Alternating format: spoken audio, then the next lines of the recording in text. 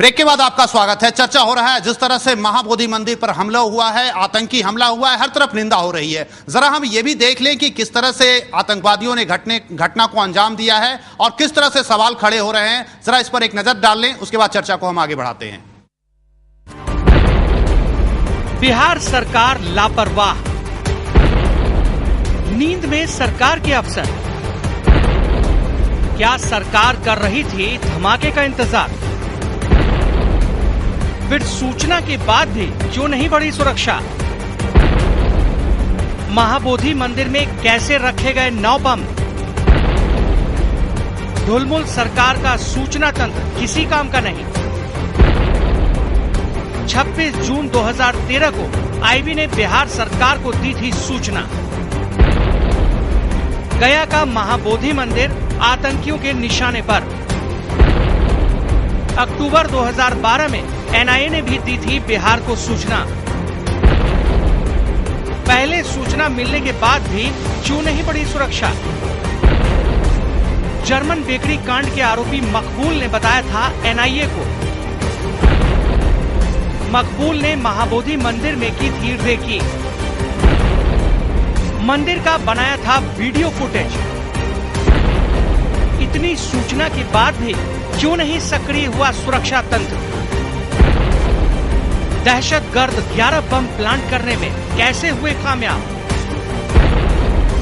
क्या बिहार का खुफिया तंत्र पंगु है? इतनी कमजोर पुलिस से कैसे होगी हिफाजत? जी हां, इतनी कमजोर पुलिस के भरोसे हम अपनी सुरक्षा कैसे रख सकते हैं और कैसे होगी सुरक्षा, ये बड़ा सवाल है। अभी तक महाबोधि मंदिर, महावीर मंदिर भी आतंकियों के निशाने पर है। आपको बता दूं कि अभी अभी एक खबर ये भी आई है, शेर शाह सूरी का जो मकबरा है वो भी आतंकवादियों के निशाने पर है। और नजारा क्या है, महावीर मंदिर आप लोग अक्सर आते जाते रहते हैं, किस तरह के हालात रहते हैं ये किसी से छिपा नहीं है। तो चलिए फिर देखते हैं। हम पत्रकारों की जिंदगी तो ऐसे ही चलती रहती है जिसमें चिंता करने की बात नहीं है। जिस तरह से रणविजय जी ये स्थिति बनी है, क्या आपको लगता नहीं है कि इसे हमें राजनीति से ऊपर उठ के काम करने की जरूरत है? और पूरी तरह से स्टेट गवर्नमेंट हो या इंडिया गवर्नमेंट हो, इच्छा शक्ति का अभाव नजर आ रहा है। बिल्कुल, इसमें तो राजनीति नहीं होनी चाहिए, क्योंकि ये देश हित और राज्य हित की बात है और इसमें कहीं किसी की राजनीति में हस्तक्षेप नहीं होना चाहिए। मैं समझता हूं कि ये पिछले कुछ महीनों से बिहार में जो राजनीतिक स्थिति में बदलाव आए हैं, बिल्कुल सरकार का ध्यान बिहार की सुरक्षा पर या बिहार के विकास पर मुझे लगता है कि नहीं था। और इसी का ये नतीजा है कि ये इतनी बड़ी घटना हुई। और पिछले दिनों आपने सुना होगा, देखा भी होगा कि जिस तरह से बिहार की सत्ता पे जो काबिज पार्टियां हैं, उन्होंने जिस तरह से आतंकवादियों का सपोर्ट करना शुरू किया या कहें कि उनको महिमा मंडित करने का जो काम किया, मुझे नहीं लगता कि ऐसी स्थिति अभी थी बिहार में। चूँकि राजनीति करते हैं लोग यहाँ वोट की स्थिति के लिए, वोट के अपने और आकर्षित करने के लिए, तो मुझे लगता है कि बिहार को यह इन लोगों से बहुत बड़ी खतरा है। और बिहार नक्सलियों के लिए या आतंकवादियों के लिए बिल्कुल सॉफ्ट जोन के रूप में विकसित हो रहा है।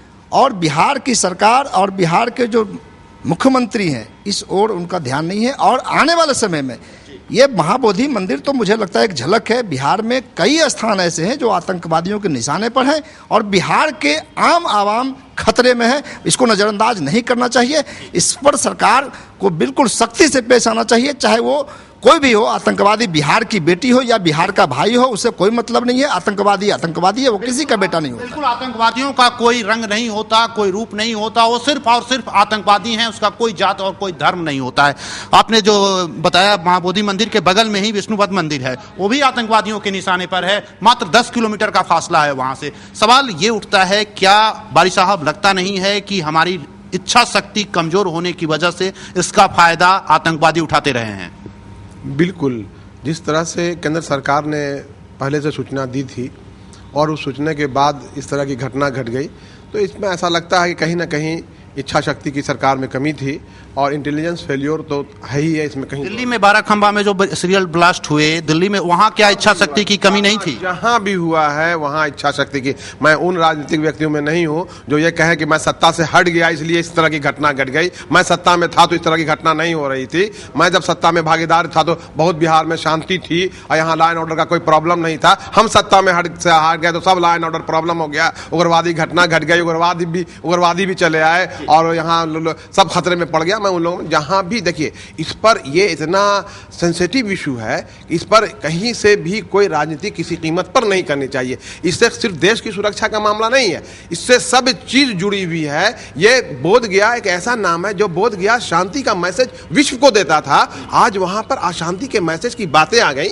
इससे ज्यादा निंदनीय बातें क्या हो सकती है? इससे ज्यादा मर्महित कौन नहीं हो सकता है, चाहे वो हिंदू हो, मुसलमान हो, सिख हो, ईसाई हो या किसी पार्टी का कोई सदस्य हो। लेकिन कुछ पार्टी के सदस्यों ने इसको राजनीतिक रंग देने की जो कोशिश कर रहे हैं और लगातार देने की कोशिश कर रहे हैं। जब मुख्यमंत्री जाता है तो वहां विरोध करने का काम करते हैं, अपनी गिरफ्तारी देने की काम करते हैं। यहां बैठ के ये कहते हैं कि मैं सत्ता में था तो मैं वहां कुछ तरह की कोई घटनाएं नहीं घटी थी, अब मैं सत्ता में हट गया तो 8 दिन के अंदर सब बातें हो गई। 8 दिन के अंदर आतंकवादी को नीतीश कुमार ने बुला के घटना घटवा भी दिया क्योंकि ये सत्ता से बाहर हो गए। इस तरह की बातें करने से और लोगों को दूसरे राजनीतिक व्यक्तियों पर विश्वास घटता है।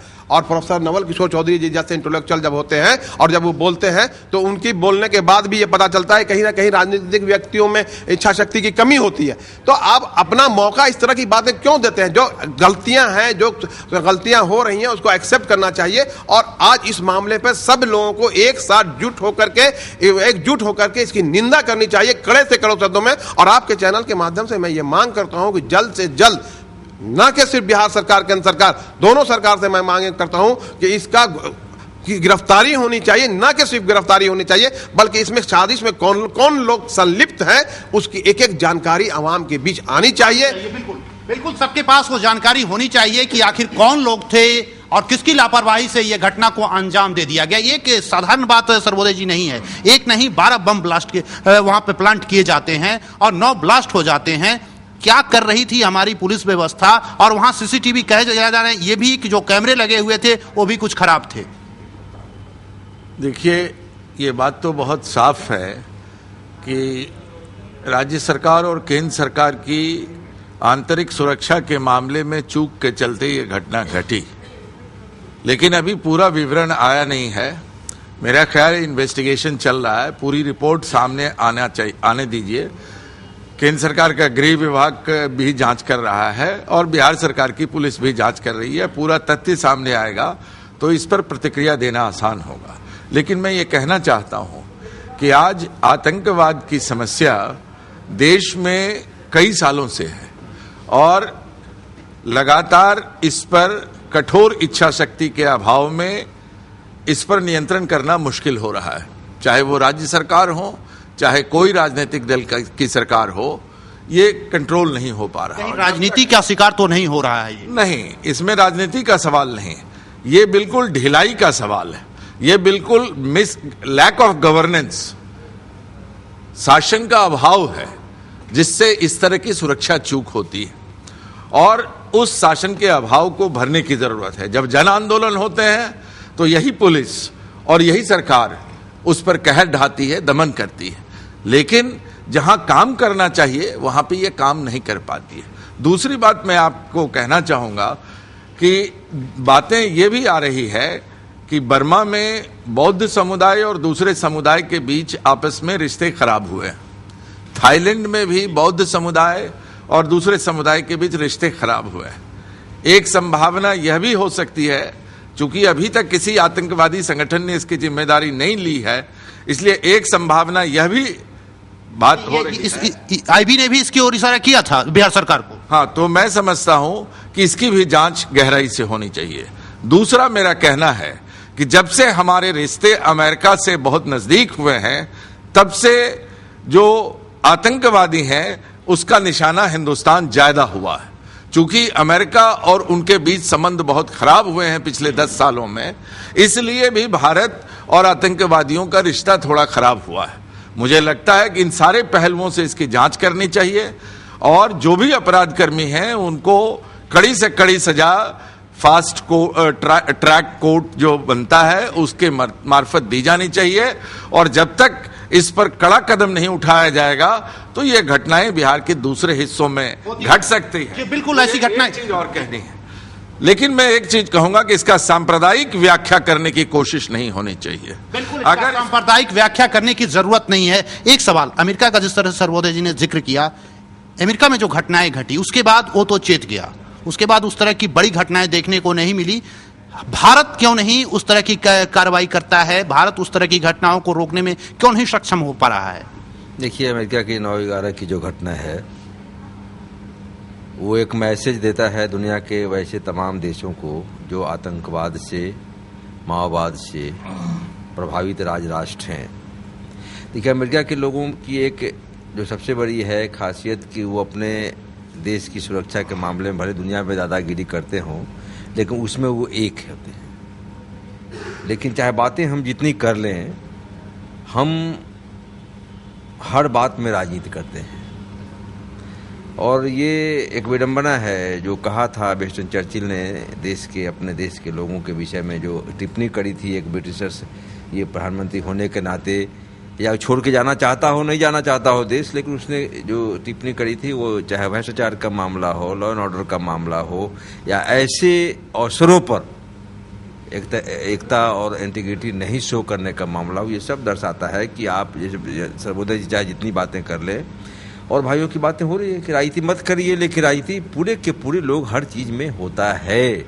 यहाँ हर चीज़ को हर चश्मे से देखा जाता है, चाहे मामला वो पंजाब का रहा हो, मामला वो कश्मीर का रहा हो, मामला जो है ये ब्लास्ट का हो, आतंकवाद का हो, माओवाद का हो, या हर चीज़ को हम वोट से रिलेट करके देखते हैं।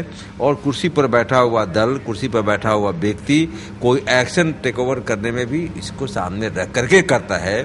जबकि अमेरिका में देखा गया कि कुर्सी पर बैठा हुआ व्यक्ति, चाहे वो ओबामा हो या ओबामा के पर भी क्लिंटन हो, मामले अगर देश की इंटीग्रिटी, देश की संप्रभुता पर आया, देश के पर खतरा नजर आया, तो वो सारे अमेरिका वासी एक होकर के उन्होंने इस तरह से कुचल दिया आतंकवाद को कि 9/11 के बाद अभी तक दूसरे बार घटने नहीं घटी हैं। हम यहाँ पे कमजोर पड़ते हैं। हाँ, बिल्कुल हम कमजोर पड़ते हैं। कमजोर इच्छा शक्ति की सवाल नहीं, बल्कि हम सियासत ही करते दिखते हैं हर मामले। हम सियासत ही करते दिखते हैं और इसी का फायदा आतंकवादी उठाते जा रहे हैं। चौरसिया साहब, कब तक हम सियासत करते रहेंगे, हम अपने ही लोगों को बलि देकर?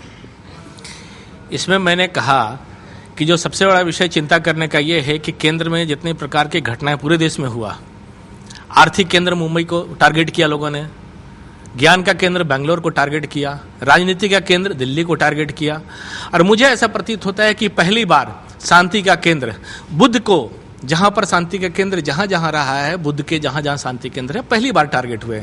यानी कि विश्व के मानस पटल पर जहां सबसे ज्यादा सैलानी विदेशी आते हैं, वैसे टारगेट कर जो संदेश देने का काम किया है, वो बहुत चिंतनीय विषय है कि आगे से हमें ये तैयार भी करना है। भाई, एक बात इस चर्चा के दरमियान आज बताना समझूंगा कि माननीय अटल बिहारी वाजपेयी जी के समय एनडीए के कार्यकाल में जो पोटा कानून हमने बनाया, उससे बहुत सारी जो घटनाएं को नियंत्रण करने का परिणाम आया, और बाद में जो केंद्र की सरकार यूपीए के बनी, पोटा कानून जो हटाने का काम किया, तो दृढ़ निश्चय शक्ति का जो कमी दिखाई दिया, लगातार आप देखेंगे कि उसके बाद जो आतंकवादी घटनाएं घटी हैं और बताने की आवश्यकता नहीं है। यहाँ तुष्टीकरण का जो विषय आया है, यहाँ कोई उन्माद देने का विषय नहीं है, जो तुष्टीकरण का विषय आया है उसका प्रतिफल ये है कि आतंकवादी घटनाएं लगातार बढ़ती चली जा रही है, उसको हमें चिंता करनी चाहिए। जैसे मैंने कहा कि बुद्ध की धरती पर ये पहला इस प्रकार का हमला है और अंतर्राष्ट्रीय जगत में बड़ा चिंता का विषय है। बड़ा चिंता का विषय है। जिस तरह से चौरसिया जी ने कहा कि पोटा का दुरुपयोग भी हुआ, अभी एक और कानून, एंटी टेररिस्ट कानून भी लानी जा रही है केंद्र सरकार, लेकिन राज्य सरकार बहुत सारे इनकार कर रहे हैं कि इससे राज्य सरकार के अपनी जो सीमाएं हैं उसका हनन होगा, इसका विरोध भी हो रहा है। सवाल इस पूरे मसले पर हम एक क्यों नहीं हो पा रहे? इसलिए नहीं हो पा रहे हैं कि हमारी राजनीति आइडेंटिटी पॉलिटिक्स से आगे नहीं जा पा रही है, जाति और धर्म की राजनीति तक सीमित रह गई है। और जब जाति और धर्म की राजनीति हम करेंगे मुख्य रूप से, तो अगर डीजीपी बहाल करेंगे तो उसकी जाति देख के बहाल करेंगे, होम सेक्रेटरी बहाल करेंगे तो धर्म देख के। क्या ऐसा ही नहीं है कि बिहार के लोगों को इस बात का परसेप्शन है कि पर्टिकुलर पर्सन डीजीपी सिर्फ इसलिए है अक्षमता के बावजूद क्योंकि वो एक कम्युनिटी, एक जात का है, जिस जात को की तुष्टीकरण करना सरकार चाहती है और जेडीयू चाहता। क्या ये सही नहीं है कि होम सेक्रेटरी जो बार बार विफल हो रहा, जो पर्दे के पीछे है, अक्षम है, हर रोज उसकी अक्षमता की कहानी मैं सुनता हूं, लेकिन वह किसी धर्म से जुड़ा है जिसको जेडीयू अपीच करना चाह रहा। अगर यह राजनीति होगी तो कैसे होगा?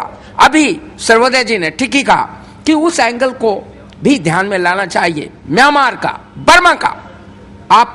मैं नहीं कहता कि म्यांमार का एंगल है कि नहीं, जब तक इन्वेस्टिगेशन नहीं होता कोई कह नहीं सकता, लेकिन ठीक उसी ग्राउंड पर कोई यह भी नहीं कह सकता कि वो एंगल नहीं है। लेकिन आप देख लीजिए केंद्र में यूपीए की जो सबसे प्रमुख पार्टी है, उसके महासचिव इस विषय को इस तरह उछाल रहे हैं क्या कम्युनल नहीं भी है तो कम्युनल हो जाएगा।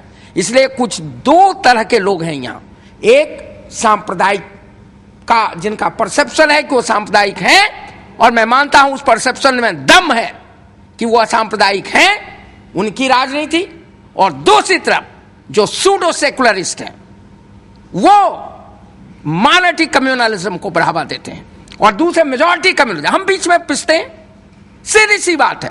टेररिज्म का सवाल भी इसी में फंसा हुआ है। हम मानते हैं, अभी देखिए इशरत का केस हुआ, इशरत के केस में सबसे मुख्य मुद्दा है फेक एनकाउंटर का। अगर क्रिमिनल भी, कसाब को भी हमने 4 साल रखा, हमने अपनी सभ्यता और संस्कृति का परिचय दिया और एक फेयर ट्रायल दिया। हम किसी को भी इनकाउंटर में, फेक इनकाउंटर में नहीं मार सकते, लेकिन मुद्दा आ गया कि वो टेररिस्ट थी। कुछ लोग ये साबित करने पर लगे हुए हैं कि वो टेररिस्ट थी, और कुछ लोग साबित करने में हैं कि वो टेररिस्ट नहीं थी, बिहार की बेटी थी। ये दोनों राजनीति से प्रेरित है। आपको गंभीरता से लेना चाहिए कि फेक इनकाउंटर किसी का भी हो, कसाब का भी फेक इनकाउंटर नहीं होना चाहिए था, नहीं हुआ। लेकिन कुछ लोग साबित करने में हैं। हर टेररिस्ट अगर को साबित करने में लगे, अगर उनको सूट करता है कि वो टेररिस्ट नहीं है, और कुछ लोग हैं कि इनोसेंट लोगों को भी बड़ी संख्या में टेररिस्ट मान के, कभी कभी पूरी कम्युनिटी को टेररिस्ट से टेररिज्म से जोड़कर, ये राजनीति इस देश को समाप्त कर देगी।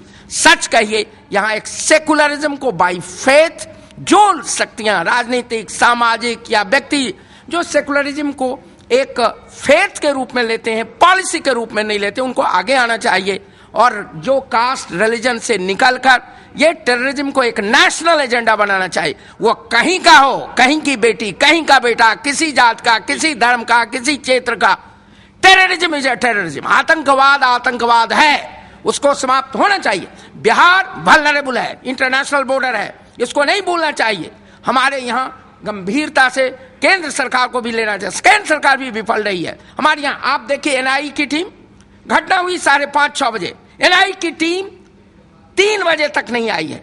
क्या ये हेलीकॉप्टर किसी के लिए? 7 बजे के तकरीबन पहुंच। सरकार भी गंभीर नहीं रही है, ये बिहार सरकार तो गंभीर। और जहां तक बिहार सरकार का सवाल है, मैं पहले से आपके चैनल के माध्यम से कहता रहा हूं, यहां चाटुकारिता चरम पर है। साइकोफेंसी, ब्यूरोक्रेसी को सब कुछ हैंडओवर कर दिया, और ब्यूरोक्रेसी साइकोफेंसी का शिकार है। जो भजन करे, कीर्तन करे मुख्यमंत्री का, सब कुछ मिलता है, उसको काम करने से क्या मतलब है? 18 डिपार्टमेंट चीफ मिनिस्टर के, हाउ कैन ही जस्टिफाई ये जिम्मेवारी? क्यों वो पॉलिटिकल क्यों नहीं निर्णय लेते हैं? और नहीं निर्णय ले सकते हैं तो मैंने पहले कहा कि उनको गद्दी छोड़ देना चाहिए। और सच कहिए तो मैंने उसी दिन कहा था, मैं बीजेपी का समर्थक नहीं हूं, लेकिन जनता के साथ भी उन लोगों को चाहिए सरकार से रिजाइन करें, असेंबली डिसॉल्व करें, फ्रेश मैंडेट लें, बनिस्पत की इस तरह की सरकार जो सरकार काम नहीं करती, अक्षम है। और हमको हमारी समस्याओं का तो निदान छोड़ ही दीजिए, डेट